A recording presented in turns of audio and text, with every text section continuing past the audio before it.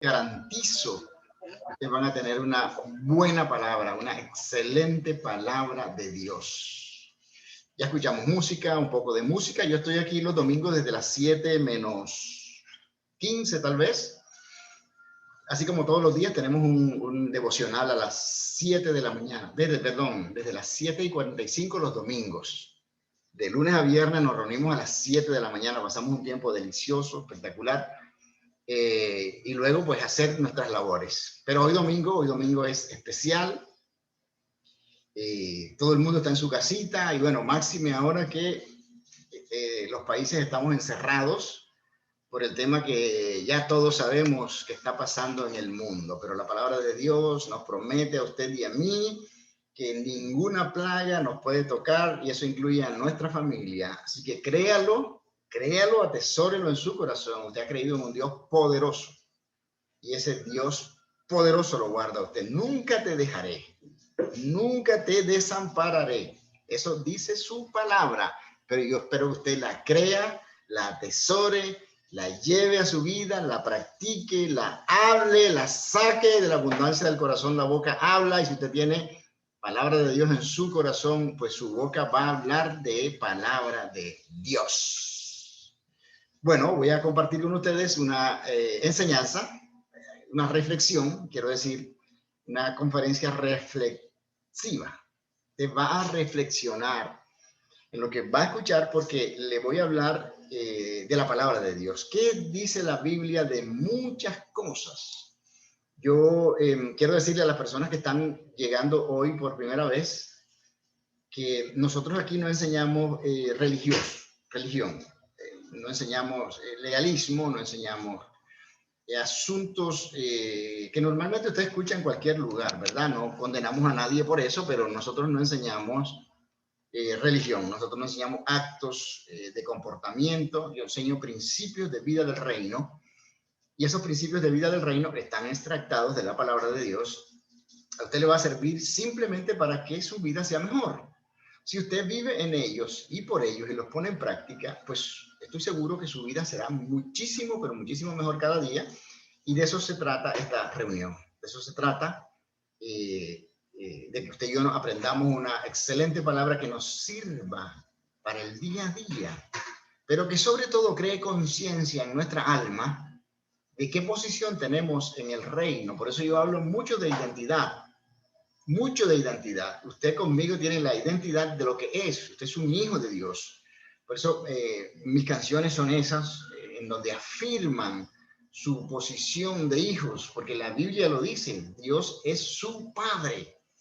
Pero lamentablemente muchos no ven a Dios como padre, sino a un Dios por allá lejano. Y bueno, máxime en una coyuntura como esta, en donde estamos inmersos en plagas, en donde el mundo está, bueno, pasando por una mala temporada. Obviamente estamos orando para que Dios meta su mano, pero la seguridad, la certeza que usted y yo tenemos es que Él nos guarda, Él nos protege. Y así lo crea. Créalo usted, créalo. Bueno, cuando Dios corre hacia ti, ¿de qué se trata esto? Cuando Dios corre hacia ti. El domingo pasado hablé la primera parte de esta conferencia que la he dividido en tres, porque es bien extensa y en donde quiero que usted quede establecido en lo que la palabra de Dios dice. ¿Quién es usted? Cuando nos encontramos, o muchas veces, quiero decir, nos encontramos con miles de personas, cientos de personas, quiero decir, a nuestro alrededor, y vemos con tristeza cómo esas personas caminan por el mundo, deambulan por esta vida sin rumbos fijos. ¿Qué pasa? A ver qué pasa en sus vidas. Nos encontramos, nos topamos con ese tipo de seres humanos que no saben quiénes son. Incluso en las iglesias, cualquiera sea su denominación, usted se encuentra con gente que no sabe qué hace allí, no sabe por qué se reúne, no sabe quién es Dios y andan perdidos en los templos sin una concepción clara de el por qué están en esta vida y cuáles son los propósitos que tienen. Jesús dijo una frase grandiosa, dentro de las muchas, obviamente, que cuando usted conozca la verdad, esa verdad lo hace libre. Pero ¿qué es la verdad? La verdad es lo que Dios dice. La verdad es Dios, no es una filosofía, no es lo que yo he creído como mi propia interpretación filosófica. Usted encuentra la verdad en la palabra de Dios. ¿Y qué hizo Jesús? ¿O qué nos promete la Biblia con respecto a todo este tema de la paternidad divina, de quién es Dios y yo por qué estoy aquí? ¿Qué hizo Jesús para eso? Porque hay un canal, ya yo he explicado esto varias veces, pero por amor a aquellos que no lo han escuchado, hay un puente que nos une a esa parte espiritual, esa parte que es la más fuerte en su vida. Usted y yo somos espíritu, alma y cuerpo. Esa parte espiritual, Jesús la une, porque fue quebrada. Ya, ustedes han escuchado esta historia muchas veces, pero esa parte espiritual fue quebrada en el huerto del Edén, cuando Adán y Eva le fallaron a Dios. Jesús restauró todo eso en la cruz del Calvario. Esa es la historia bíblica, y usted y yo podemos tener una relación de confianza con Dios como Padre, acercarnos a Él, pero hay que aprender cómo lo hacemos, porque la mayoría de nosotros venimos a Cristo o venimos a creer en Dios como un cúmulo de situaciones en nuestra vida, en nuestra espalda, que nos ha sucedido desde la concepción misma hasta los días en que vivimos. Entonces, trae pesos, trae pecados, trae juzgamiento, trae una serie de cosas que le separan de Dios. Y Él ha tendido un puente. Y ese puente, por ejemplo, la Biblia dice en Filipenses capítulo 2, de los versículos 5 al 8, dice: haya pues en vosotros este sentir que hubo también en Cristo Jesús, el cual, siendo en forma de Dios, Él es Dios, no estimó el ser igual a Dios como cosa que aferrarse, es decir, dejó eso a un lado, sino que se despojó a sí mismo, tomando forma de siervo, de esclavo, hecho semejante a los hombres, a usted y a mí. Y estando en condición de hombre, se humilló a sí mismo, haciéndose obediente hasta la muerte y muerte de cruz. Esa muerte cruenta, violenta, dolorosa en la cruz, le permite a usted y a mí venir hoy en una posición muy diferente a la que teníamos antes, a Dios como Padre. Abba, Padre. Usted puede decir confiadamente: Abba, Padre. Ahora, ¿qué pasó con eso, con esa situación de Jesús cuando decide morir en la cruz para cargar los pecados que usted y yo teníamos que cargar, y a través de ellos pues teníamos una separación definitiva con Dios y una muerte sin Cristo y a un lugar de oscuridad sin Dios? Hoy en día ese lugar cambió porque Cristo así lo hizo. Entonces, ¿cuál debe ser nuestra actitud en eso? Bueno, el apóstol Pablo, en el Gálatas capítulo 2, en el versículo 20, dice: con Cristo estoy juntamente crucificado, y ya no vivo yo, mas vive Cristo en mí. Y lo que ahora vivo, y lo que ahora vivo en la carne, es decir, en este cuerpo, lo vivo en la fe del Hijo de Dios, el cual me amó y se entregó por mí. Jesús dice en el versículo tal vez más importante o más poderoso, bueno, no más importante, en el versículo más conocido, porque de tal manera amó Dios al mundo, en Juan 3:16, que amó al mundo, se entregó por él, para que todo aquel que cree no se pierda, sino que tenga una vida eterna. Y aquí en Gálatas capítulo 2, versículo 20, dice que se entregó a sí mismo. Flaco, amigo mío, ayúdame, que se escucha todo, por favor. Esta declaración se menciona en singular, refiriéndose a una persona. ¿Quién? Yo. Nunca más pienses que tú o cualquier creyente son un ser perdido, una pequeña parte de todo el mundo, como lo hablamos el domingo pasado. Jesús existió en forma de Dios, pero no lo vio como algo a que aferrarse en el camino. Él se despojó a sí mismo, tomando forma de hombre, y aún más, de siervo, de un esclavo. Y después dio otro paso fundamental: se humilló a sí mismo. Porque ¿Por qué? Él se hizo obediente hasta la muerte y muerte de cruz. Todo esto porque él sabía, él decidió la verdad. Él te valoró a ti, escucha bien lo que te voy a decir hoy. Él te valoró a ti por encima de todo lo que él tenía, que era mucho. Todo lo que él tenía, que era mucho. Él decidió la verdad y él te valoró. Aún sobre su propia vida. Él decidió que tú eras un tesoro, una perla de gran precio. ¿Tú quieres saber el amor que Jesús tiene por ti? Observa una cruz, sus brazos extendidos y Jesús diciéndote, de esta manera es que te amo. Entrego mi vida por ti para que tú seas una persona libre. No a través de métodos religiosos, sí a través de una relación personal con Jesús, que no es religión, que Él te lleva al Padre. Eso final, ese es el fin del Evangelio. Jesús llevándonos de la mano al Padre para que usted pueda tener una relación personal con Él. Ahora, la pregunta es, ¿cómo es que tú te convertiste en un tesoro, en una perla de gran precio? Que es lo que habla la Biblia. Yo se lo expliqué el domingo pasado. ¿Puedes hacer eso tú mismo? Claro que no. Tú eres un tesoro, tú eres una perla, la Biblia lo dice así, porque Dios decidió poner valor en tu vida, no importando lo que tú hicieras, lo que tú hayas hecho, lo que haces y lo que harás. A Dios le importa un soberano cacahuate. ¿Me explico? Esto no te lo dicen normalmente en las iglesias. En la iglesia te dicen, si tú pecas, te vas al infierno.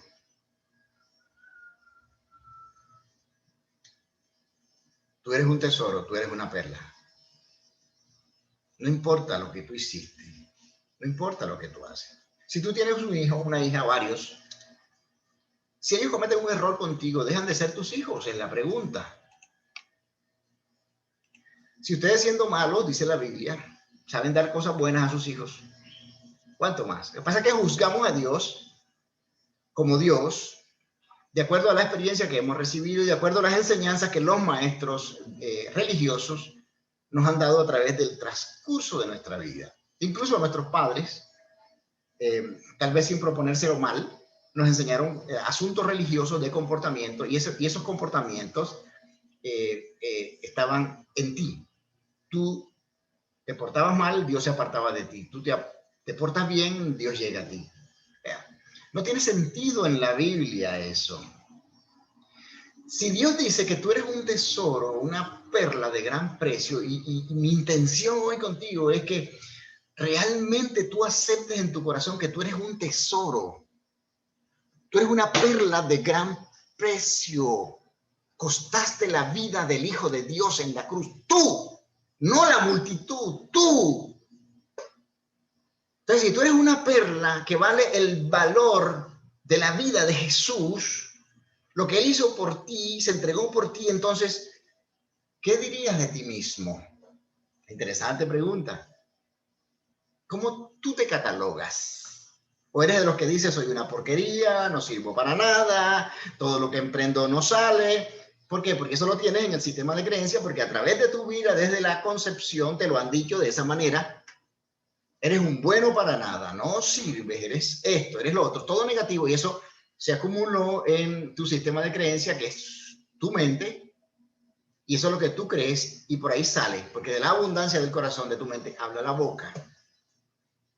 Así que el amor de Dios como Padre hacia ti, que te considera una perla de gran precio, no tiene nada que ver con cuán bueno o cuán pobremente te has desempeñado en tu vida.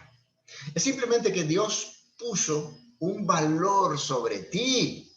No tiene que ver con tu comportamiento. ¿Por qué estoy gritando? No sé por qué. Ahora, ¿cómo nos relacionamos con Dios como Padre? Porque muchos de nosotros de pronto vemos a Dios por allá lejísimo, sentado en un sofá blanco, con una barba espesamente blanca, unos cabellos blancos, una falda blanca, todo lleno de luz, un grupo de seres angélicos o angelicales rodeándolo, y él con una vara en la mano esperando que tú falles y agarrarte a varazos. Nos relacionamos con Dios a través de las emociones. Entonces la pregunta es, ¿tiene Dios emociones? Wow, esta es otra parte en la que incurre normalmente algunos predicadores, no todos, en ver a un Dios rígido, cuadriculado, sin ningún tipo de emoción. Pero si usted y yo vamos a la palabra, a la Biblia, a las Escrituras, vamos a ver a Dios vamos a ver a un Dios como Padre que tiene emociones. Y le voy a contar una historia, pero espectacular.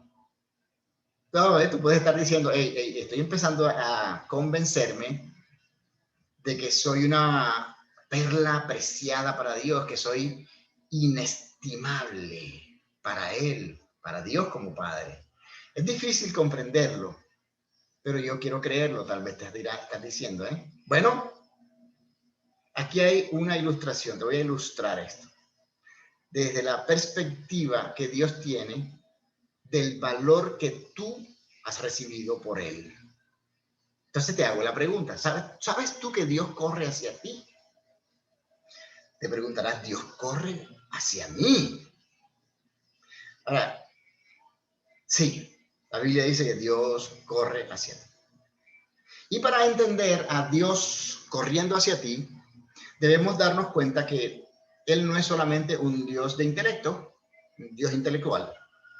Él es un Dios con emociones parecidas a las de nosotros. Al fin y al cabo, Él fue el que nos hizo. Hagamos al hombre a nuestra imagen, al género humano, quiero decir, conforme a nuestra semejanza. Si usted tiene emociones, quien lo hizo debe tener. Eso es, decía mi abuelita, se cae por su propio peso. ¿Sí o no? Sí. Él es un Dios de emociones, parecidas a las nuestras. Esto no quiere decir que Dios es controlado por sus emociones, ni que ellas operan contrariamente con la verdad de su palabra, como a nosotros nos sucede, por ejemplo. Muchos de ustedes, bueno, muchos de nosotros, para que no se sientan como que en un corral de gallina haciendo un pavo, nos hemos sentido así. Como que somos emocionales o tenemos emociones, pero Dios está por allá lejos. Dios tiene emociones como gozo, como tristeza, como ira. La Biblia lo relata a través de muchos pasajes. Dios no solamente nos ama intelectualmente, sino también emocionalmente. Cuando les hablo de Dios es para que usted se acerque a Él como Padre. El amor emocional de Dios está siempre moderado por su amor intelectual. Por ejemplo, si Dios sabe que necesitamos atravesar por una experiencia dolorosa con el fin de madurar en una área de nuestra vida, su amor intelectual determina el curso de esa acción que va a tomar para siempre mejorar nuestra vida. Le voy a contar una historia, le voy a leer varios versículos, le voy a contar una historia que está en la Biblia, en Lucas, en el capítulo 15, desde el versículo 11. Y es la famosísima historia del hijo pródigo. Y quiero que usted... Hay perros ladrando y como estamos en vivo y en directo, qué rico eso. Pájaros, perros, vacas, en fin. Quiero que usted deje todo lo que está haciendo ahora, que lo pueda distraer y se concentre conmigo en lo que va a aprender en estos minutos, que le voy a contar y le voy a explicar en qué consiste verdaderamente esta historia del famosísimo hijo pródigo. Escuche bien, como dice aquel narrador, aquel presentador, no se mueva, no se mueva. Eso está, como les dije, en Lucas capítulo 15 y se lo voy a leer. Se lo voy a leer. Dice, para ilustrar mejor esa enseñanza, Jesús le contó la siguiente historia. Un hombre tenía dos hijos. Ojo, el menor le dijo al padre, quiero la parte de mi herencia ahora, antes de que mueras. Entonces el padre accedió a dividir sus bienes entre sus dos hijos. El padre. Pocos días después, el hijo menor empacó sus pertenencias y se mudó a una tierra distante donde derrochó todo su dinero en una vida desenfrenada. Muchos de nosotros hemos hecho lo mismo. Al mismo tiempo que se le acabó el dinero, hubo una gran hambruna en todo el país y él comenzó a morirse de hambre. Convenció a un agricultor local de que lo contratara y el hombre lo envió al campo para que diera de comer a sus cerdos. El joven llegó a tener tanta hambre que hasta las algarrobas con las que alimentaba a los cerdos le parecían buenas para comer, pero nadie le daba nada. Cuando finalmente entró en razón, se dio a sí mismo cuenta, o se dijo a sí mismo: en casa hasta los jornaleros tienen comida de sobra, y aquí estoy yo muriéndome de hambre. Volveré a casa de mi padre y le diré: Padre, he pecado contra ti y he pecado contra el cielo. Ya no soy digno, escuche bien las palabras, que me llamen tu hijo. Te ruego que me contrates como jornalero. ¿Sabes? Hay muchas personas en las iglesias que llegan a darse golpes de pecho por cualquier error durante la semana. Y ya se consideran esto. Escuche bien, porque esta conferencia le va a sanar su alma. Porque no se lo digo yo, está extractado en la palabra de Dios. Entonces regresó a la casa de su padre, cuando ya maquinó todo esto, ¿verdad? Y cuando el hijo pródigo, quiero decir, que son dos hijos pródigos, entre otras vainas. Y cuando estaba lejos, su padre lo vio llegar, lleno de amor y de compasión, corrió hacia su hijo. ¡Corrió! Por eso Dios corre hacia ti. Lo abrazó y lo besó. Su hijo le dijo: Padre, he pecado contra el cielo y contra ti, ya no soy digno de ser llamado tu hijo. ¿Cuántos de ustedes, por algunas fallas, tal vez conocieron a Dios, o tal vez Cristo los trajo hace muchos años, estuvieron en una iglesia, tuvieron una relación espectacular con Dios, de hijo a padre, cometieron una falla, los señalaron los religiosos, usted se fue corriendo, se apartó y pensó usted esto? Usted, hay millones de creyentes alrededor del mundo que están golpeados por esta religiosidad, porque metieron en su mente que no eran dignos. Pero voy a terminar la historia y explico. Sin embargo, su padre dijo a los sirvientes: rápido, traigan la mejor túnica que haya en la casa y vístanlo y consigan un anillo para su dedo. Todo esto tiene su significado, no lo voy a explicar. Y sandalias para sus pies. Maten el ternero que hemos engordado. Tenemos que celebrar con un paquete que hemos engordado. El padre siempre supo que el hijo vendría. Porque este es mi hijo, estaba muerto y ahora ha vuelto a la vida. Estaba perdido y ahora ha sido encontrado. Entonces comenzó la fiesta. Mientras tanto, voy a seguir con esta historia el próximo domingo. Mientras tanto, el hijo mayor estaba trabajando en el campo, para que ustedes vean la actitud del otro. ¿Y qué pasó con el otro hijo? Cuando regresó, oyó el sonido de música y baile en la casa y preguntó a uno de los sirvientes qué pasaba. Tu hermano ha vuelto, le dijo, y tu padre mató el ternero engordado. Celebramos porque llegó salvo. El hombre mayor se enojó, o el hermano mayor se enojó, y no quiso entrar. ¡Auch! Su padre salió y le suplicó que entrara. ¡Oh, qué actitud! Él respondió: todos estos años he trabajado para ti como un burro y nunca me negué a hacer nada de lo que me pediste, y en todo ese tiempo no me diste ni un cabrito para festejar con mis amigos. Sin embargo, cuando este hijo tuyo regresa, después de haber derrochado tu dinero en prostitutas, matas el ternero engordado para celebrar. Su padre le dijo: mira, querido hijo, tú siempre has estado a mi lado y todo lo que tengas es tuyo. Teníamos que celebrar este día feliz, pues tu hermano estaba muerto y ha vuelto a la vida. Estaba perdido y ahora ha sido encontrado. Esta historia la hemos escuchado muchas veces, tal vez usted la ha escuchado muchísimas veces, pero le han dado una explicación muy diferente a lo que realmente el mensaje bíblico quiere decir de este pasaje, de esta historia. Esto es un relato de la relación de Dios con nosotros. Siempre se ha considerado este relato como una historia sobre un hijo pródigo, pero es más una historia sobre un padre con dos hijos pródigos. En el contexto que acabo de leerles, vemos tres ilustraciones diferentes, muy diferentes, describiendo el mismo concepto de Dios, de cómo Dios como padre se regocija cuando uno de sus hijos perdidos es encontrado. Y esto lo podemos ver en la parábola de la oveja perdida, por ejemplo, también la parábola de la moneda perdida y en el hijo pródigo o hijo perdido. Todo eso está ahí en Lucas capítulo 15. Ahora, la conclusión de todo esto es que yo puedo afirmarlo por lo que veo en la palabra, es que Dios te ama. Dios te ama. No como Dios, sino como Padre. La parábola del hijo pródigo, que así se titula en la Biblia, describe las emociones que Dios tiene por nosotros. El padre de los dos hijos representa a Dios. Y los dos hijos ilustran dos respuestas diferentes que pueden tener los creyentes. El hijo menor, quien quizá no podía competir con su hermano mayor en cuanto a desempeño para ser aceptado por su padre, decidió rebelarse contra el estilo de vida de su padre. Fue donde su padre le pidió su herencia, como narra la parábola, y se fue a una provincia apartada. Allí malgastó su herencia, viviendo perdidamente, probablemente en una búsqueda por ganar amor y aceptación.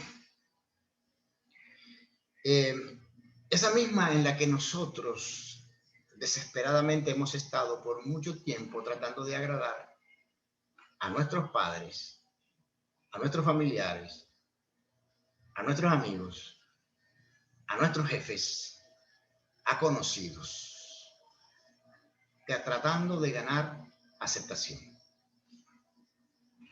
Eso no lo podemos lograr con ellos, porque Dios nos creó con un vacío, con tres vacíos, de amor, de aceptación y valor, intencionalmente para que solo usted lo pueda llenar con Él como Padre. Si usted se acerca a Dios, esos tres vacíos los van a tener existencia en su vida permanentemente. Si se acerca a Dios como Dios, quiero decir. Cuando usted aprenda a acercarse a Dios como un Padre, esos vacíos de amor, de aceptación y de valor van a ser llenados. Y luego eso lo convierte a usted en una persona segura de sí mismo. Porque hasta hoy has tenido muchas inseguridades, temores. Ok, cuando todo todo lo malgastó este muchacho, vino una gran hambruna en aquella provincia y comenzó a faltarle todo. Así que así fue como terminó este muchacho, como un joven judío alimentando cerdos. Y este hijo comenzó a estar tan desesperado que deseaba llenar su vientre incluso con la comida de los cerdos, las algarrobas, pero nadie le daba, dice la palabra, el pasaje. El hecho es que si alguien lo hubiera rescatado en ese momento, hubiera obstaculizado probablemente el proceso que él necesitaba vivir. Si hubiera sido rescatado, tal vez nunca hubiera regresado a casa. Él necesitaba ver su necesidad, válgame esa redundancia, para madurar. Muchas de las situaciones que tú has pasado en tu vida, muchas de ellas, no todas, algunas tú las has decidido por ti mismo, y eso te ha golpeado y te ha herido y te ha hecho la persona que hoy eres, tal vez con amarguras, con raíces de resentimiento, hasta odio. Te lleva a ese comportamiento, alejarte. Tengo una carga fuerte en mi vida y es ayudar a venir al Padre a muchos cristianos que han sido golpeados por la religiosidad, por sus propios errores y han sido condenados con palabras, con acciones, apartados. Y hoy deambulan por el mundo sin saber qué están y alimentando cerdos, que esa no es su condición. Me duele eso, porque yo pasé por ese tipo de costumbres religiosas. Yo pasé por legalismo, por religiosidad, donde te medían de acuerdo a tu comportamiento, así Dios te ama. Si tú sirves a Dios, así Dios te va a amar más. Y así sucesivamente una escala de subvalores negativos. Cuando conocimos a Cristo, pues llegaron a nuestro corazón de comportamiento. Un consejero cristiano alguna vez dijo: conocí a un hombre joven que estaba disgustado y rabioso con la iglesia a la cual asistía porque la gente le había fallado. Él había necesitado de su compañerismo y no se lo dieron suficiente. Es muy posible que la iglesia haya fallado, y los miembros, quiero decir, de alguna manera, pero Dios ha prometido suplir todas tus necesidades en Él, como tu Padre. Así que o Dios le falló a este hombre, o él necesitaba ese compañerismo, tanto como necesitaba la falta de compañerismo, la cual le enseñaría a madurar. Dios está interesado más en tu carácter que en cualquier otra cosa. Cuando tu carácter sea el que Dios quiere que es, lo demás va a ser añadido. Es lo que dice el versículo. Cuando buscamos primeramente del reino de Dios y su justicia, es decir, atesoramos los principios de vida del reino para nosotros, todo lo demás tiene la promesa, y esa promesa se cumple, que va a ser añadido a nuestras vidas. Entonces, lo mismo sucedió con el hijo pródigo. Él necesitaba comida, pero necesitaba más un estómago vacío para madurar. La mayor necesidad de este muchacho requería que no recibiera nada de comida y viviera un plan macabro, que él mismo se vio envuelto por sus propias decisiones, por ver a Dios, a su padre como era. No tenía una relación con su propio padre como padre. Vamos a ver algunos falsos conceptos. Voy a terminar ahorita sobre esta parábola, que tal vez hemos aprendido erradamente. El hijo decidió qué debería hacer cuando estaba en medio del problema de las algarrobas con los cerdos. Ensayó un discurso que le daría a su padre. Él admitiría que su padre, o ante su padre, que había pecado, y reconocería que ya no era digno de ser llamado su hijo. Se convertiría, pensaba, en uno de los jornaleros con el fin de comer, por lo menos tener comida. Este pequeño discurso que este muchacho planificó indicaba cuáles eran algunos de sus pensamientos. Él estaba correcto en reconocer el hecho de que había pecado. ¿Había pecado? Sí. Sin embargo, cuando dice, ya no soy digno de ser llamado tu hijo, hazme como a uno de tus jornaleros, él revela algunos conceptos falsos, y así como él los tenía, nosotros también los podemos tener en esa relación paterna que Dios siempre ha anhelado tener contigo. No Dios, tu Padre. Hemos cometido errores en esa relación.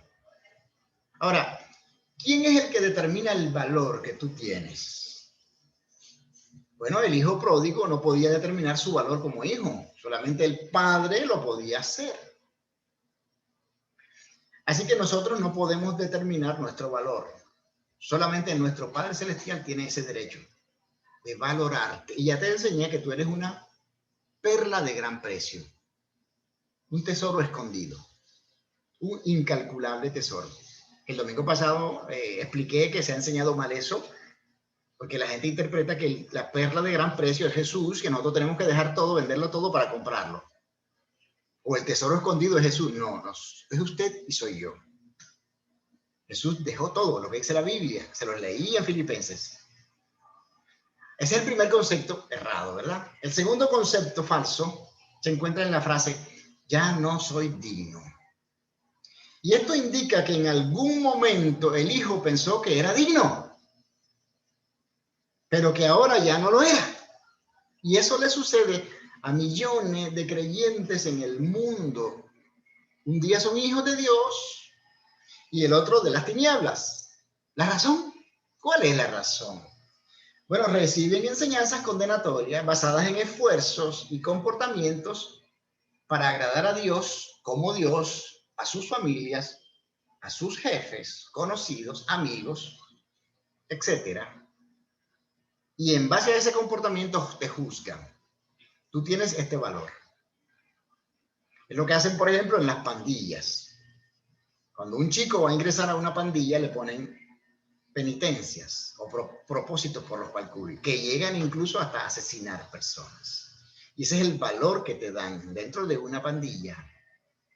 Pues lo mismo se sienten muchos creyentes, son pandilleros que vagan por el mundo sin tener un rumbo fijo y sin saber que tienen un valor incalculable y que lo que hacen es lo que determina lo que son. Ahora, la razón del aparente cambio del valor de este hijo pródigo, que alguna vez creyó que era hijo y luego dijo ya no soy digno, fue su comportamiento pecaminoso. El hijo siente que ya no tiene valor alguno porque ha pecado. Esa es la clave. En esencia, este hijo está diciendo, yo soy lo que hago. Tú también te has sentido así. Porque como te han medido a través de la historia de tu vida por lo que haces, eso es lo que te sientes. Tienes que portarte bien, tienes que hacer las cosas bien para que tengas el valor de ser aceptado. O también este muchacho pensó, mi comportamiento determina mi valor. Antes, cuando era obediente a su padre, él era digno de ser llamado su hijo, es lo que está diciendo la historia. Y ahora que ha sido desobediente, ya no es digno. Eso fue lo que se arraigó en su alma y eso fue lo que el hombre creyó, lo que este muchacho creyó por siempre. ¿Cuál es la verdad de este asunto? ¿Era el hijo digno? La verdad es que el hijo realmente era digno de ser llamado hijo de su padre, porque nunca perdió esa condición legalmente. Sí la perdió en su conciencia, en cómo él se juzgó por lo que hizo. En el mismo momento en que este hijo, se me paran todos los vellos, en el mismo momento en que este hijo nació, él fue digno de ser llamado hijo. Y él seguía siendo digno aún después de su comportamiento pecaminoso, porque él seguía siendo hijo. Cuando pecó simplemente no estaba actuando en su verdadera identidad. Lo mismo tú. ¿Has pecado? Sí, yo he pecado. Sí. Levante la mano el que no ha pecado. Y nos comportamos así porque nos enseñaron eso. Depende de cómo lo hagas. Vas a tener la posición, el valor, la aceptación y el amor. Eso es una porquería. Por favor, no te dejes más de eso. No permitas que eso llegue a tu mente. Tú tienes valor, es una perla de gran precio, un tesoro escondido. Jesús dejó todo por ti. Solo por ti. Jesús te lo dice. Ángela, Audrey, César, Isabel, con nombre propio, tú eres hijo de mi Padre. Y esa condición no se quita por lo que tú hagas. Pastor, ¿y por qué te dan ganas de llorar? ¿Sabe cuánta gente hay a la vera del camino que vive una situación como el hijo pródigo? O como uno de los dos hijos pródigos. Hemos pecado, sí. Y muchas veces somos pecadores. No somos perfectos. Pero Dios quiere que tú seas maduro en la condición de relación con Él. Y el último concepto, y aquí termino, que podemos ver cuando el hijo dice, es cuando el hijo dice, hazme como a uno de tus jornaleros. ¡Wow!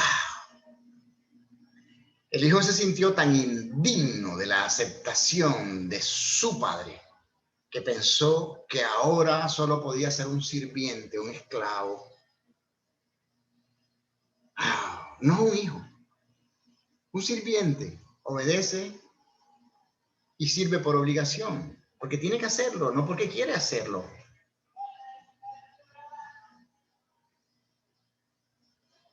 Un sirviente sirve para recibir los beneficios mínimos de su amo, pero su amo lo trata como un esclavo.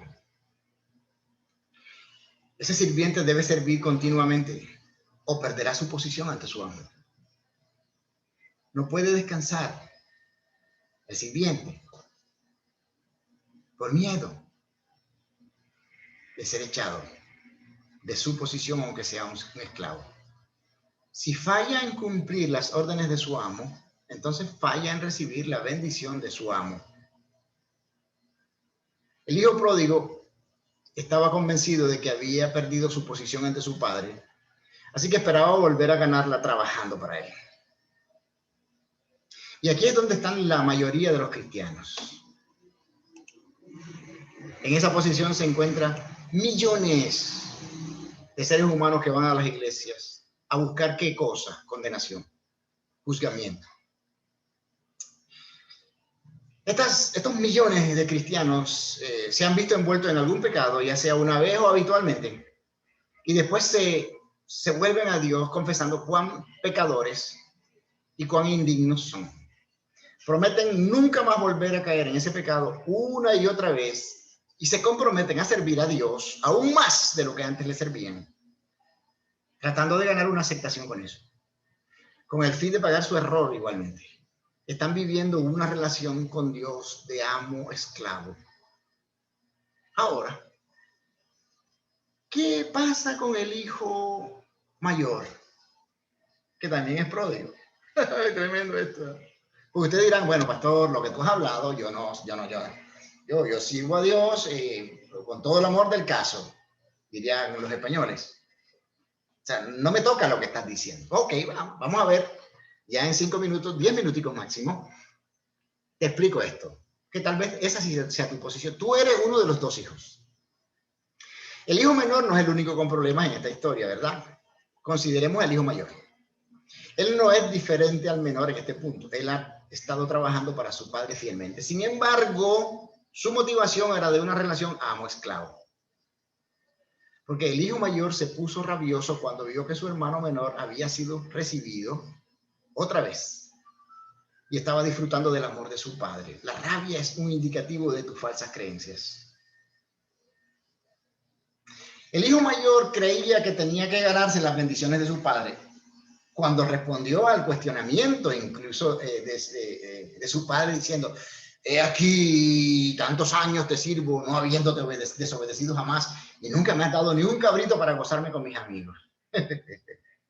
El hijo mayor estaba pensando que él tenía que ganarse el becerro gordo, que habían matado por el hecho de que su hijo menor, pecador inmundo, había llegado y se lo habían hecho a la fiesta. Ahora, ¿cuántos de nosotros nos ponemos rabiosos cuando vemos a otros cristianos recibiendo alabanzas y bendiciones de Dios? Cuando sabemos, por ejemplo, que hemos sido más fieles y obedientes y hemos servido hace mucho tiempo. Esto no parece justo, decimos, después de todas las cosas que hemos hecho por Dios, no es justo que este sinvergüenza venga ahora y reciba todas las alabanzas y las bendiciones del reino. Es injusto. Bueno, usted es el hijo mayor. ¿Qué debemos hacer? Regocijarnos de que una persona que ha regresado o ha recibido una bendición del Padre sea recibida como se recibe. ¿Cuál fue la respuesta del Padre? Porque el tema principal de la parábola no es la respuesta del hijo menor o la respuesta del hijo mayor, sino la reacción del Padre.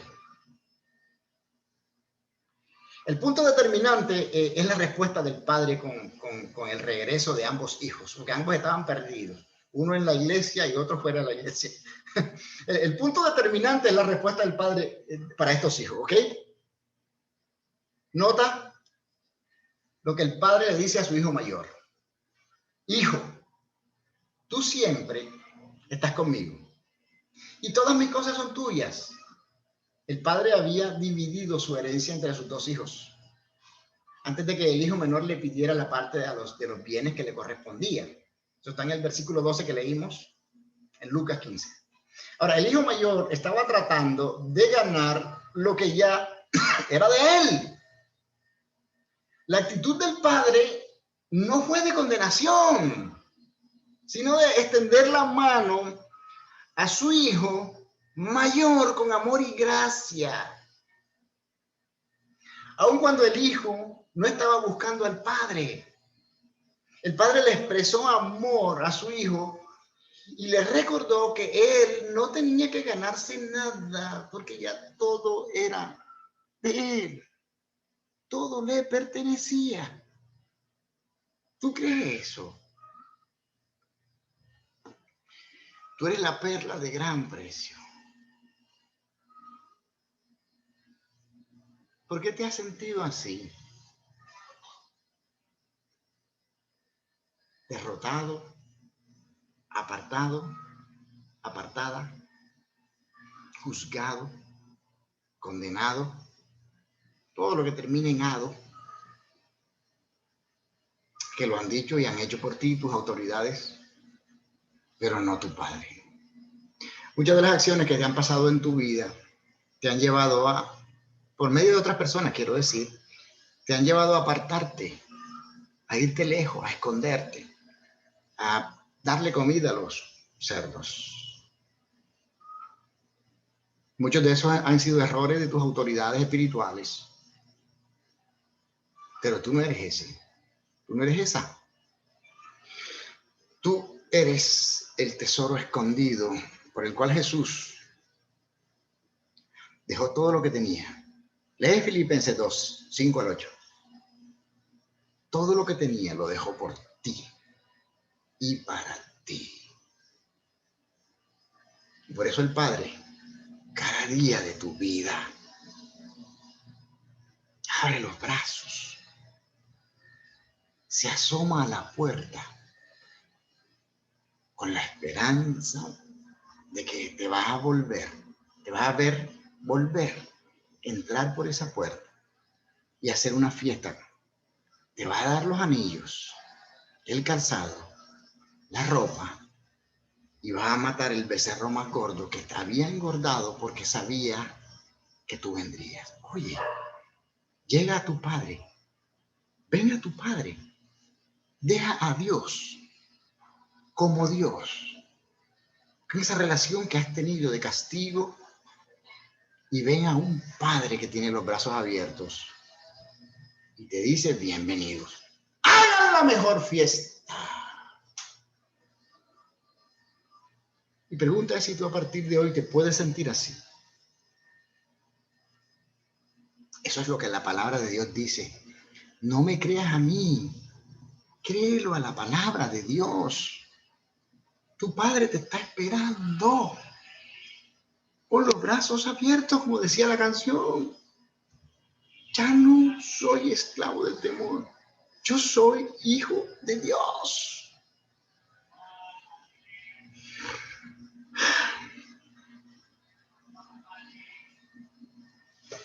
¿Qué quieres que te diga?